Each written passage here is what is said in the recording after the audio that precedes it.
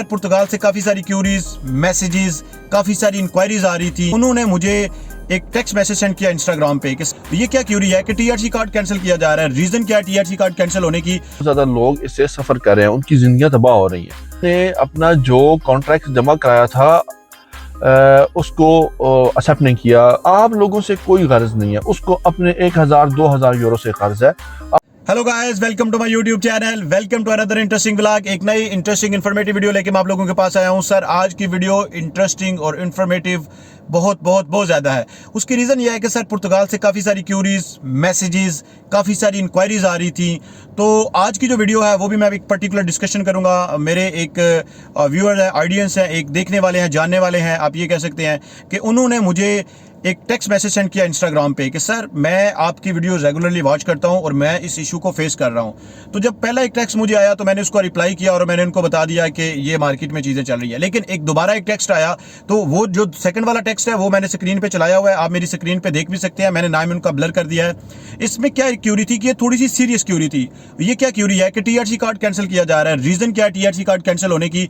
आपका job contract कैसा है कि जी जॉब कॉन्ट्रैक्ट के लिए बंदे को जब ईमेल आई टीआरसी कार्ड के लिए बायोमेट्रिक की, तो उसके बायोमेट्रिक को रिजेक्ट कर दिया गया उसके जॉब कॉन्ट्रैक्ट की वजह से कि उसका जो जॉब कॉन्ट्रैक्ट है वो ब्लैक लिस्ट है। सर इस पूरी वीडियो के ऊपर मैंने एक डिटेल डिस्कशन करने के लिए अपने यूके ऑफिस में हमारे जो एक्सपर्ट ओपिनियन है, जो कंसल्टेंट है, उनके साथ डिस्कस किया है। वो पूरा केस एक्सप्लेन करेंगे।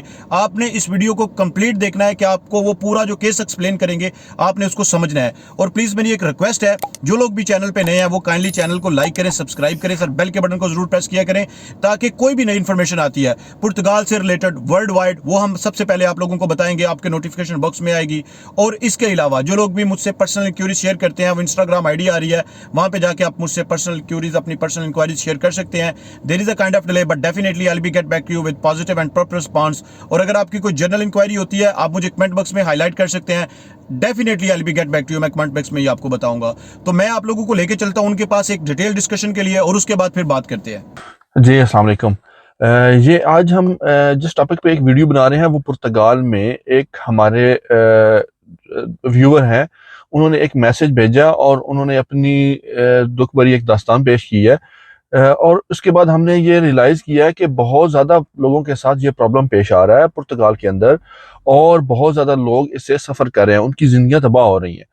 इसलिए हालांकि बहुत ज़्यादा मैं अप्रिशिएट करता हूँ उन लोगों को भी। बहुत ज़्यादा वो लोग हैं जो यूट्यूबर्स हैं, वो लोगों को टाइमली इंटीमेट भी करते रहे हैं, हम भी इंटीमेट करते रहे हैं कि आप काइंडली ऐसा ना करें, ये प्रोसेस ना करें, आप अपने पेपर्स के साथ अपनी ज़िंदगी के साथ ना खेलें फॉर अ टाइम बीइंग। तो आप उसको फ़ायदा उठा रहे हैं, लेकिन आपको प्रॉब्लम क्या पेश आने वाली है ये देखें। हमारे भाई ने एक मैसेज किया है, मैं ये पढ़ता हूं पहले और उसके बाद उसके ऊपर डिस्कशन और उसके सोल्यूशन की तरफ हम जाते हैं। ये भाई कहते हैं कि पुर्तगाल के पेपर के बारे में मेरे बायोमेट्रिक्स हो गए हैं, फिर फिंगरप्रिंट होने के बाद अ, मेरे कांटेक्ट को बोला है कि ब्लैक लिस्ट है, और सैफ ने दोबारा बोला कि मुझे इन्वेस्टिगेशन के लिए। अब हुआ क्या है कि इन्होंने अपना जो कॉन्ट्रैक्ट जमा कराया था उसको एक्सेप्ट नहीं किया जो है सैफ ने। इसके बाद ये कह रहे हैं कि मैंने दोबारा फिर उस बंदे के पास चला गया हूँ, और एक लंबी तफसील है कि दोबारा मैं फिर उस बंदे के पास चला गया हूँ और उस बंदे ने दोबारा मुझे कॉन्ट्रैक्ट बना के दिया है। जब वो बंदा दोबारा कॉन्ट्रैक्ट बना के सैफ के पास लेके गया है तो सैफ ने दोबारा वही ऑब्जेक्शन उसके ऊपर लगाया कि तुम्हारी कंपनी ब्लैक लिस्ट है। काइंडली भाई देखें, आप लोगों के जो भी हम बात करते हैं आप लोगों के फायदे के लिए बात करते हैं। अब प्रॉब्लम में ये है कि इस बंदे की तो वो सारा टाइम जाया हो गया, इस बंदे की जिंदगी तबाह हो गई। अब ये कितने साल से पता नहीं रह रहा है वहां पे एक कंट्री का, और इस उम्मीद पे कि यार इतने टाइम के बाद मुझे मेरा कार्ड मिल जाएगा। लेकिन एट द एंड उसके साथ हुआ क्या है कि उसको कार्ड मिलने के बजाय उसके ऊपर ऑब्जेक्शन लग गया और इन्वेस्टिगेशन में चला गया। अगर सैफ ने ये चीजें लगाई हैं कि उसकी कंपनी ब्लैक लिस्ट है, तो मैं आई एम श्योर कि वो ब्लैक लिस्ट है।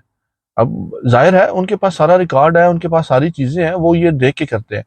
अब इस बंदे के साथ हुआ क्या है? हुआ ये है कि लोग सम टाइम अपनी सारी चीज तफसील तो नहीं बताते, लेकिन बहुत सारे और लोगों ने भी इस तरह के मैसेजेस किए हैं और उसके बारे में बहुत ज्यादा लोगों को ये प्रॉब्लम्स हो रही हैं। अब सैफ ने ये जजमेंट कर ली है, उनके पास एक चीज चली गई है, अब वो एक सही बंदे को भी शक की निगाह से देखना शुरू हो गए हैं। जी, अब इस वीडियो का पर्पस क्या है कि क्योंकि ये एक बहुत ज्यादा आजकल के दिनों में बहुत ज्यादा कॉमन ये इशू बन गया है, और इस वक्त सैफ हर बंदे को, जिस बंदे का कॉन्ट्रैक्ट ठीक है या नहीं ठीक है, हर बंदे की एक प्रॉपर इन्वेस्टिगेशन कर रहा है और हर बंदे को शक की निगाह से देखना शुरू हो गया, क्योंकि उनके पास बहुत ज्यादा ऐसे केसेस आए हैं जिनमें उनके लिए प्रॉब्लम्स क्रिएट होना शुरू हो गई, यानी कि उन्होंने 2 नंबर या ब्लैक लिस्ट कंपनियों के कॉन्ट्रैक्ट हुए हैं। इस बंदे के साथ क्या हुआ है, वो एक बंदे के पास गया, एक बंदे ने कहा कि ठीक है यार, मैं तुम्हें कॉन्ट्रैक्ट दे देता हूँ। कॉन्ट्रैक्ट मिल गया इसको, उसके बाद उसने अपना फाइल तो लॉक करा दी। ये बंदा टैक्स भी जमा कराता रहा है और अपनी सारी चीजें अप टू डेट उसने अपने मुताबिक तो रखी है, लेकिन वो एक्चुअल एम्प्लॉयर नहीं था उसका। जिस तरह लोग बाहर बैठ के काम करते हैं, अब उसकी ईमेल आई, वो आ गया, टैक्स उसने अपडेट किए हुए थे, लेकिन उस बंदे के साथ उसने क्या किया कि उस बंदे ने, जिसने इसको कॉन्ट्रैक्ट दिया हुआ था, उसका कॉन्ट्रैक्ट, उसको अपनी कंपनी को ब्लैक लिस्ट कर दिया। असल में होता क्या है, होता यह है कि एक बंदा आपको कॉन्ट्रैक्ट दे देता है, कॉन्ट्रैक्ट देता है, उसके बाद 1 माह के बाद आपका जैसे फाइल लॉक होती है, वो आपका कॉन्ट्रैक्ट खत्म कर देता है, वो किसी और बंदे को दे देता है, वहां से खत्म कर देता है, तीसरे बंदे को, चौथे बंदे को। जब 8-10 अपने कॉन्ट्रैक्ट भेज चुका होता है, हर बंदे से पैसे पकड़ के अपनी कंपनी को ब्लैक लिस्ट या क्लोज करवा देता है। उसको आप लोगों से कोई गर्ज नहीं है, उसको अपने 1,000-2,000 यूरो से कर्ज है, आप लोगों के गर्ज से कोई गर्ज नहीं है। अब इसका सोल्यूशन क्या है? अब ये इतना सारा सिनेरियो हो गया, ये सारी चीजें हो गई, बात लंबी मैं नहीं करना चाहता बहुत ज्यादा, लेकिन इसमें सिर्फ एक सबक है कि हमें क्या करना है और हमें किस तरफ हम जा रहे हैं, हमने अपने डॉक्यूमेंट को किस तरह पहले ही प्रिपेयर करना है। अब इसका सोल्यूशन क्या हो सकता है? आप उसके 2-3 सॉल्यूशंस हैं। एक तो ये है कि या तो वो बंदा एक्चुअली उस कंपनी में काम कर रहा था, ठीक है, एक्चुअली में उसके से सैलरी ले रहा था, उसके पास इसके एविडेंसेस हैं, उसके पास पूरे साल या 2 साल की उसके पास सैलरी स्लिप्स हैं जब से उसने कॉन्ट्रैक्ट लगाया है। तो फिर तो वो अपने वकील के पास जाके और उसके थ्रू, सोलिसिटर के थ्रू जा सकता है और रीजनिंग ये दे सकता है कि हमें तो नहीं पता कि ये एम्प्लॉयर ब्लैक लिस्ट है या नहीं है, और हमारे पास कोई ऐसा टूल नहीं है कि ये ब्लैक लिस्ट है या नहीं है। मैं तो इसके पास ये जेन्युइनली काम करता था और मैं तो इसके लिए मुझे तो इस चीज से कोई गर्ज नहीं है, मैं अपने टैक्सेस भी देता रहा हूँ और ये टैक्सेस भी मेरी सैलरी से काटता रहा है। उसके बाद ये ब्लैक लिस्ट ये हो गया, मैं तो नहीं हुआ।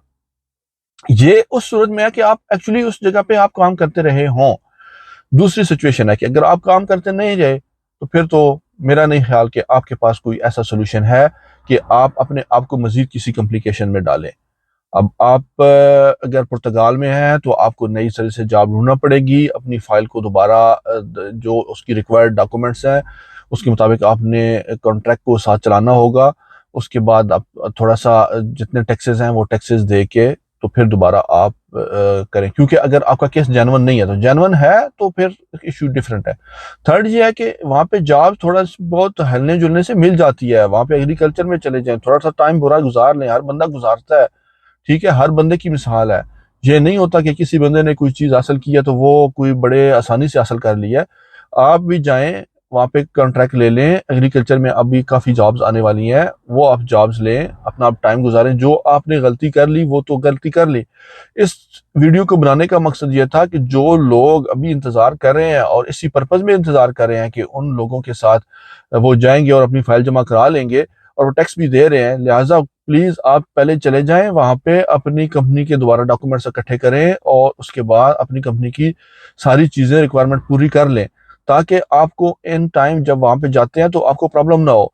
जब एक दफा सेफ आपके पास लगा देता है, इन्वेस्टिगेशन में लगा देता है, तो फिर एक काफी मुश्किल हो जाता है कि वो उस प्रोसेस में टाइम भी लग सकता है। क्या पता आपने कितने टाइम से इंतजार कर रहे हैं, 2 साल से कर रहे हैं, 3 साल से कर रहे हैं, 4-5 साल हो गए, लोग यूरोप में बैठे हुए हैं, 2-3 साल किसी और कंट्री में गुजारे, फिर आके पुर्तगाल में आके पेपर जमा करा लिए।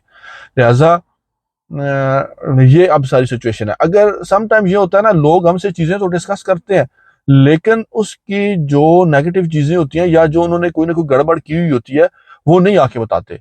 वो कहते हैं जी हमारा सिर्फ काम बंदा बैंक करप्ट हो गया, लेकिन असल सिचुएशन भी नहीं बता रहे कि यार मेरा आप हमें बताएं कि इसका सोल्यूशन क्या है। सोल्यूशन तब मिल सकता है जब आप हमें अपनी एक्चुअल सिचुएशन बताएंगे। आप बताएंगे भाई मैं तो फ्रांस में बैठा हुआ था लेकिन मैंने पेपर सबमिट कराई, मैं कभी गया ही नहीं हूँ, मैंने कभी बैंक अकाउंट ही नहीं ओपन कराया, मैंने कभी अपना कार्ड ही नहीं लिया, मैंने कभी ट्रांसपोर्ट कार्ड ही नहीं लिया, ना मेरे पास कोई घर का कॉन्ट्रैक्ट है। ये सारी चीजें जो है ये at the end of the day बहुत मैटर करती हैं। तो अब एक कंट्री है देखें उनकी, उन्होंने भी अब अगर इतनी रिक्वायरमेंट, कोई खास रिक्वायरमेंट नहीं रखी हुई, तो जो थोड़ी बहुत रिक्वायरमेंट है वो तो हम लोग पूरी कर लें, इसमें कोई हर्ज नहीं है। हाँ, अगर ऑनलाइन हमसे कुछ लोग होते हैं कि जब क्वेश्चन करते हैं तो एसिटेट करते हैं, तो मैं आपको एक और चीज सजेस्ट करता हूँ, एक अच्छे लॉयर के पास वहां पे चले जाएं, अपनी सारी चीजें बताएं, ईच एंड एवरीथिंग, उससे कोई चीज ना छुपाएं।